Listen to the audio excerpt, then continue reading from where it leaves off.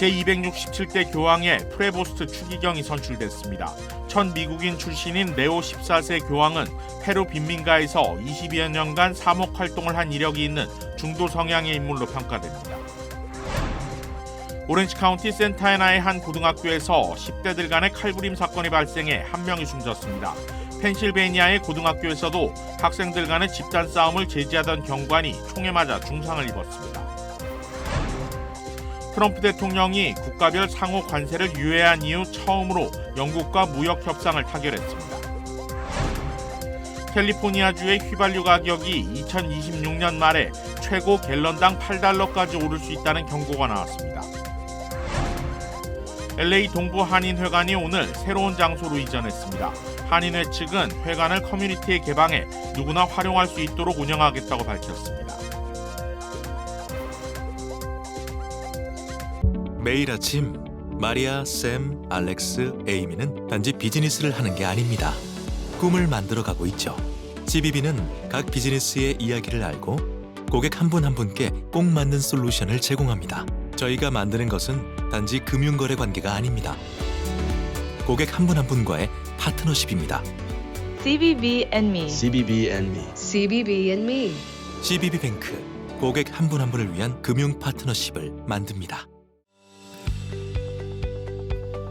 메디케어는 매년 건강보험을 5점 만점으로 평가합니다. 2025년 에스티바 헬스는 캘리포니아에서 4점 이상 받은 우수한 건강보험 중 하나입니다. 에스티바 헬스 가입하셔서 많은 혜택을 누리세요. 자세한 내용은 지금 바로 1888-688-8584로 전화주세요.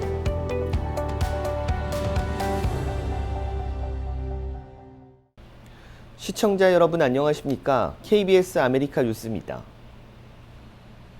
시스티나 성당 굴뚝에 흰 연기가 피어오르며 새 교황이 선출됐습니다. 콘클라베 시작 이틀 만이자 투표 횟수로는 4번째 만에 결정됐습니다. 이화진 기자가 전해드립니다. 제267대 교황엔 프레보스트 추기경이 선출됐습니다. 첫 미국인 출신입니다. 신학적으로는 중도 성향으로 보수와 진보 교리 사이에서 균형을 잡을 인물로 평가됩니다.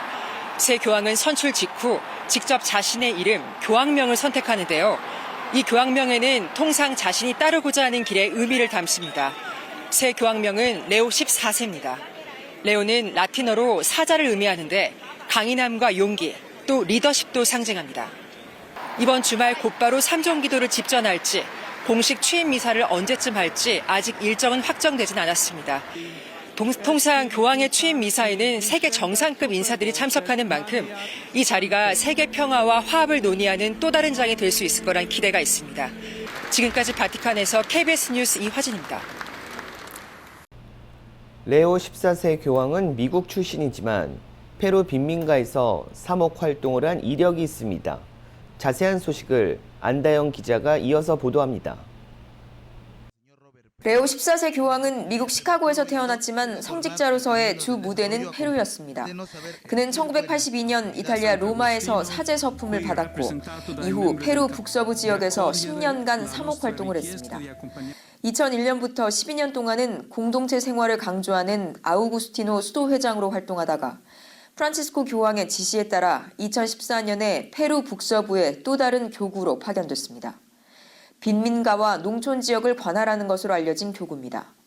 그는 페루 국적을 갖고 있으며 페루에서 소외된 지역사회와 협력하고 세상과 가교 역할을 하는 데 기여한 인물로 기억되고 있습니다. Aiutateci anche voi, poi gli uni gli altri a costruire ponti con il dialogo, con l'incontro, unendoci tutti per essere un solo popolo, sempre in pace. 전임인 프란치스코 교황은 교황이 된 지 1년 만에 페루 해당 교구의 주교로 그를 임명한 데 이어 2023년에는 바티칸으로 불러 추기경으로 임명했습니다. 이 때문에 미국 출신인데도 남미 출신 추기경으로도 여겨집니다. 그는 또 주교 선출 등 인사를 총괄하는 주교부 장관을 맡아왔습니다. 프란치스코 교황의 측근으로 활동하며 이민자와 빈곤층, 환경에 대한 프란치스코 교황의 견해를 공유한 것으로 알려져 있습니다. 세계 각국 정상들은 축하 메시지를 잇따라 내며 기대감을 표시했습니다. 트럼프 미국 대통령은 그가 첫 번째 미국인 교황이라는 사실이 영광이라며 레오 14세 교황을 만나기를 고대한다고 밝혔습니다.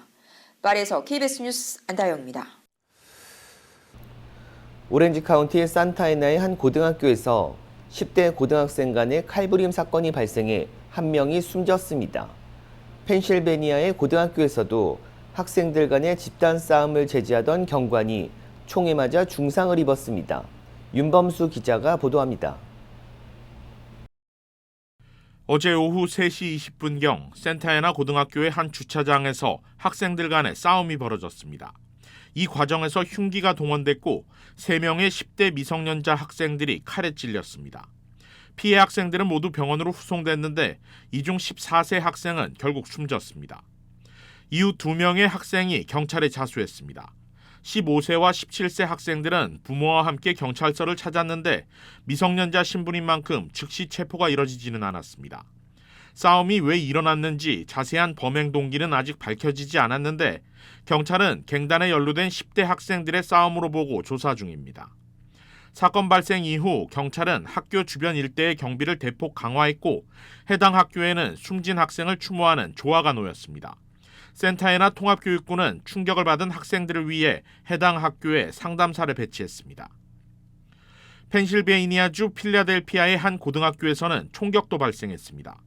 현지 시각 어제 오후 2시 42분쯤 대규모 싸움이 발생했고 출동한 경관이 현장을 진압하던 중 복부에 총상을 입었습니다. At some point, it appears during this incident, an adult is called in who comes into the area, and that person is armed with a weapon. That person appears to have a Ruger 57 that fires rifle rounds. That is a very deadly weapon for us, and a weapon that would penetrate our vest when fired. 총을 쏜 사람은 학생이 아닌 30세 성인 남성으로 확인됐습니다. 현재 체포돼 총기 가중폭행 등 여러 건의 폭력 혐의로 기소된 상태입니다. 경찰은 학생들의 싸움 현장에 왜 성인이 난입했는지 구체적인 범행 동기를 조사 중입니다. When a 30-year-old man comes to a fight with children, what the hell are they going to do? And then you bring a gun. So you're a coward anyway. 다친 경관은 경찰에 들어온 26살의 1년차 신입 경관으로 알려졌으며 한때 중태에 빠졌으나 현재 수술 후 회복 중인 것으로 알려졌습니다. 고등학교에서 같은 날 연이어 발생한 잔혹한 폭력 사건으로 지역사회는 충격에 빠졌습니다. 총기폭력 비영리단체 에브리타운 포 건 세이프티에 따르면 지난해 학교 캠퍼스에서만 모두 160건의 총격 사건이 발생해 46명이 숨지고 106명이 다쳤습니다. 이러한 사건은 해마다 증가 추세에 있는 것으로 나타났습니다. KBS 뉴스 윤범수입니다. LA 한인타운에서 갱 관련으로 추정되는 총격 사건이 발생해 29살 남성이 중태에 빠졌습니다. LA 경찰국은 어제 오후 4시 46분쯤 버먼트 애비뉴와 프랜시스 애비뉴 인근에서 총격이 발생했다고 밝혔습니다. 경찰에 따르면 피해 남성은 버먼트 애비뉴 북쪽으로 걷던 중 스쿠터를 탄 용의자가 뒤에서 접근해 총격을 가했습니다. 피해자는 병원으로 이송됐지만 현재 위중한 상태로 알려졌습니다. 용의자는 총격 직후 현장에서 도주했는데 경찰은 이번 사건이 갱 관련 범죄일 가능성에 무게를 두고 수사를 진행 중이라고 밝혔습니다. 리버사이드의 한 아파트 단지 쓰레기통 옆에서 유기된 아기가 발견돼 경찰이 친모 신원 확인에 나섰습니다. 리버사이드 경찰국에 따르면 남자 아기는 지난 4일 오후 2시 30분쯤 매그노리아 애비뉴 인근 3800 잭슨 스트리트 아파트 단지 쓰레기통 옆에서 탯줄이 달린 채로 발견됐습니다. 경찰은 아기가 태어난 직후 바로 유기된 것으로 보고 있고 아기는 병원으로 이송돼 안정을 찾았다고 밝혔습니다. 경찰은 산모의 건강을 확인하고 의료 서비스를 제공하기 위해 주변에 며칠 전까지 임신한 것으로 보였지만 이후 별다른 소식이 없는 여성을 봤다면 제보해줄 것을 당부했습니다. 트럼프 대통령이 상호 관세를 유예한 이후 처음으로 영국과 무역 협상을 합의했습니다. 박일중 기자가 보도합니다. 현지 시각 8일 오전 미국과 영국이 역사적인 합의를 이루었다고 밝혔습니다. 트럼프 대통령이 관세 부과를 시작한 뒤 처음으로 성사된 무역 협상입니다. 영국은 시장을 더 열고 미국은 관세를 깎아주는 방식입니다. 우선 영국은 미국의 에탄올과 소고기, 농산물 등의 시장을 개방해 미국에 50억 달러 규모의 수출 기회를 부여하기로 했습니다. 대신 미국은 자동차 품목별 관세 25%를 영국산 연 10만 대에 한해 10%로 낮추기로 했습니다. 영국은 또 미국이 철강과 알루미늄 관세를 물리지 않기로 했다고 밝혔습니다. 다만 이번 협상 결과엔 기본 원칙만 담겨 있습니다. This is just the start.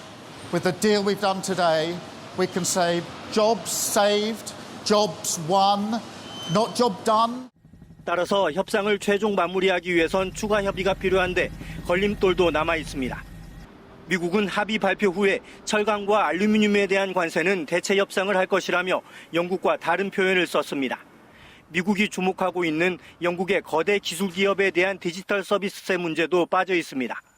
또 양국이 여러 합의를 이끌어냈지만 지난달 2일 트럼프 대통령이 상호 관세를 발표하며 부과한 기본 관세 10%는 그대로입니다. 아무리 좋은 협상을 했어도 10% 관세마저 없애기는 어렵다는 뜻입니다. 중국과의 협상과 관련해 트럼프 대통령은 이번 주 토요일 실질적인 협의가 있을 거라며 협의가 잘 되면 관세를 낮출 수도 있다고 말했습니다. 무역 합의 소식에 한때 일제히 1% 이상 올랐던 뉴욕 주식시장은 장 후반 상승폭을 줄여 마감했습니다. 뉴욕에서 KBS 뉴스 박일중입니다. 대중관세 정책으로 육아용품 가격이 급등하면서 트럼프 행정부가 육아용품에 대한 관세 면제 검토에 들어갔습니다. 워싱턴 포스트는 유모차, 유아용 카시트, 침대, 기저귀 등 대부분의 육아용품이 중국에서 만들어진다며 대중관세로 양육비 상승과 필수 유아용품 부족이 우려된다고 어제 보도했습니다. 아동용품 제조업 협회에 따르면 미국인이 구매하는 유아용품의 70% 이상은 중국에 있는 미국 기업들이 생산하고 있는데 의류, 컴퓨터 등과 달리 유아용품 산업은 여전히 중국에 기반을 두고 있습니다. 워싱턴 포스트는 트럼프 행정부의 대중관세로 중국 수입품 가격이 2배 넘게 오르면서 육아용품 가격이 급등했다고 전했습니다. 또한 어린 자녀를 둔 부모들이 최근 물가 상승으로 이미 가계 예산을 빠듯하게 짜고 있는데 아이를 키우는 비용이 더 많이 들게 됐다고 지적했습니다. 트럼프 대통령도 육아용품 가격 인상에 대해 언급한 바 있습니다. Maybe the children will have 2 dolls instead of 30 dolls, you know?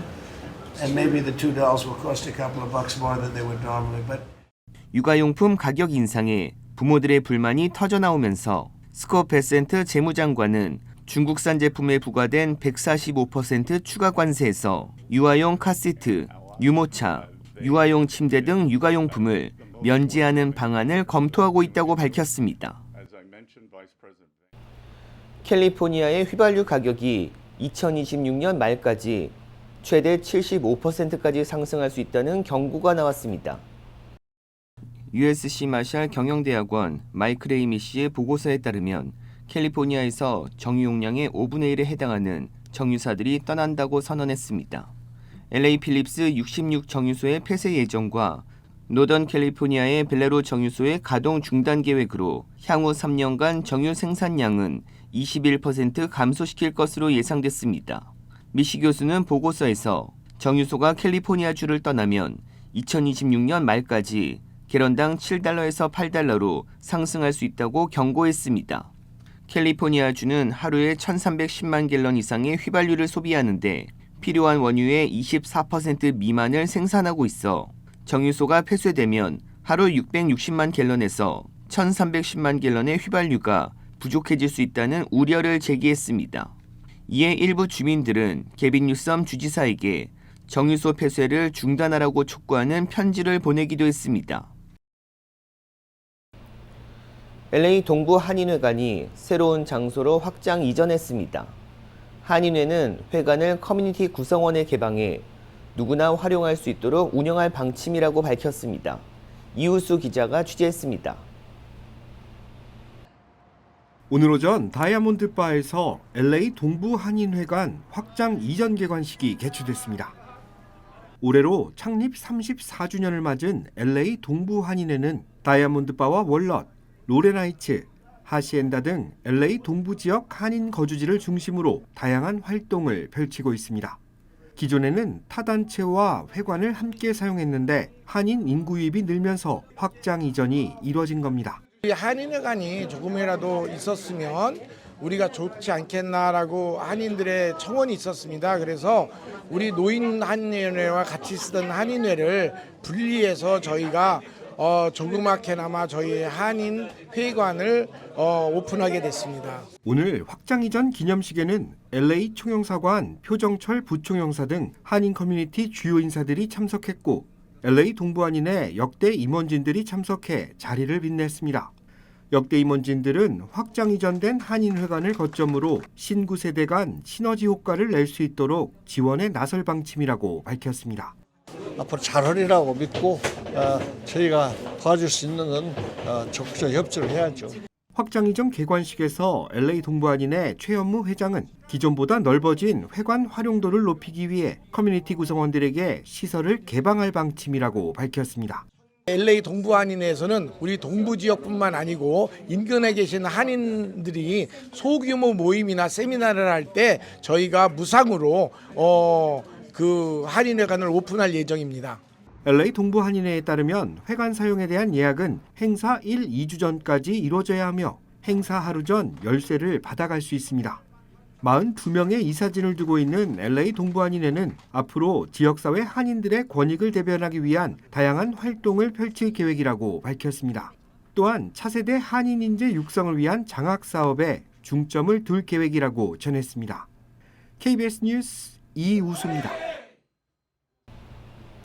어제 오후 뉴욕시 컬럼비아 대학교에서 반이스라엘 시위가 격화되면서 경찰이 수십 명을 체포했습니다. KBTV 주연우 기자가 보도합니다.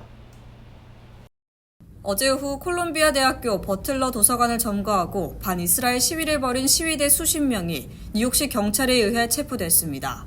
시위대는 도서관 입구를 지키고 있던 경비원을 밀치고 도서관 내부로 진입했으며 기말 시험 공부 중이던 학생들에게 큰 혼란과 충격을 안겨줬습니다.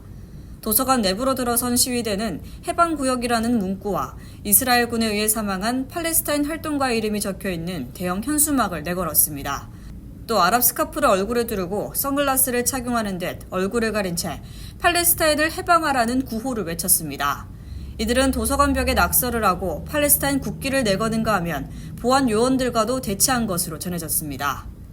뉴욕시경에 따르면 어제 저녁 약 80명의 시위 참가자들이 체포되는 과정에서 학교 안전요원 2명이 부상을 입었습니다. 마르코 루비오 국무장관은 이들을 하마스 지지 폭력배들이라고 강도 높게 비판하며 이들의 비자 및 신분을 재검토할 것이라고 밝혔습니다. 루비오 장관은 반이스라엘 시위를 벌인 시위 가담자 수십 명은 콜롬비아 대학 도서관을 무단 점거하고 기물을 파손했다며 이들의 비자 상태를 검토 중이라고 말하며 하마스와 같은 테러 전체를 지지하는 폭력범들은 미국에서 결코 환영받지 못한다고 덧붙였습니다. 한 중동 전문학자는 왜 시위대들은 학교의 정상적인 운영을 방해하냐고 반문하며 다른 학생들은 시위대가 주는 피해를 감수해야만 하는 거냐고 비판했습니다. 한편 어제 발생한 친팔레스타인 시위는 오후 3시 30분경 시작돼 약 5시간 동안 이어졌습니다. 클레어 시프먼 콜롬비아 대학 총장 대행은 시위대를 강하게 비판하며 이러한 교내학업 방해 및 위협 행위는 절대 용납할 수 없다고 말했습니다. 에릭 아담스 뉴욕시장은 콜롬비아 대학 측의 요청으로 NYPD가 학교 도서관 내부로 투입됐다고 밝히며 법을 어기는 그 어떠한 행동도 절대 용납하지 않을 것이라고 강조했습니다. 캘리포니아주에서 촉매 변환기 절도에 가담한 30대 남성이 징역 12년형을 선고받았습니다. 연방 검찰에 따르면 세크라멘토에 거주하는 투우스뱅은 가족과 함께 촉매 변환기 작물을 사들인 후 뉴저지의 한 업체를 통해 유통해온 것으로 드러났습니다. 이들은 한 번에 1,000파운드 규모의 작물을 거래하기도 했으며 불법 수익으로 120만 달러 상당의 고급 주택을 구입한 사실도 드러났습니다. 당국은 이들이 초래한 피해 규모가 3,800만 달러에 달한다고 밝혔습니다. 한편 고가 금속이 포함된 촉매 변환기는 절도가 쉬워 전국적으로 범죄가 끊이질 않고 있습니다. 북한이 어제 2달여 만에 단거리 탄도미사일을 발사했습니다. 러시아 수출을 고려해 무기 성능을 실험했다는 분석이 나옵니다. 송금한 기자가 보도합니다. 북한이 어제 원산 일대에서 동해상으로 단거리 탄도미사일 여러 발을 발사했습니다. 오전 8시 10분부터 1시간여 동안 여러 종류의 미사일을 섞어 쐈는데 250km 정도를 날아가 북한이 표적으로 사용하는 무인도 아해섬에 떨어진 건 KN-25 초대형 방사포로 보입니다. 최근 김정은 위원장의 탱크 공장 방문에선 완성된 초대형 방사포를, 포탄 공장 방문에선 원통형 포신 생산 장면을 공개하기도 했습니다. 생산과 성능 검증을 위한 발사를 거듭하며 자체 수요 비축과 함께 수출까지 노리고 있는 것으로 보입니다. 러시아의 소모된 무기 비축분을 채워주는 역할, 그리고 대외적으로 무기를 판매하는 부분, 이런까지 골고루 염두에 둬서 대량 생산 체계를 갖추려고 하고 있다. 이번에 발사한 미사일 중 최대 800km가량 비행한 것도 있었는데 KN-23 미사일인 것으로 추정됩니다. 북한이 러시아에 지원하며 운용 기술자도 같이 파견했는데 실전에서 얻은 데이터를 적용해 성능 개량도 동시에 진행하고 있다는 분석이 나옵니다. 일부 수출을 하기 위한 성능 점검이나 또 비행 안정성을 평가하기 위한 실험일 수도 있다고 평가하고 있습니다. 우리군은 이번 미사일 도발에 대해 대선을 앞두고 일부 지휘관들이 직무 대리 체제로 있는 상황에서 북한이 오판하지 않도록 한미 연합방위 대비 태세를 철저히 갖추고 있다고 강조했습니다. KBS 뉴스 송금환입니다.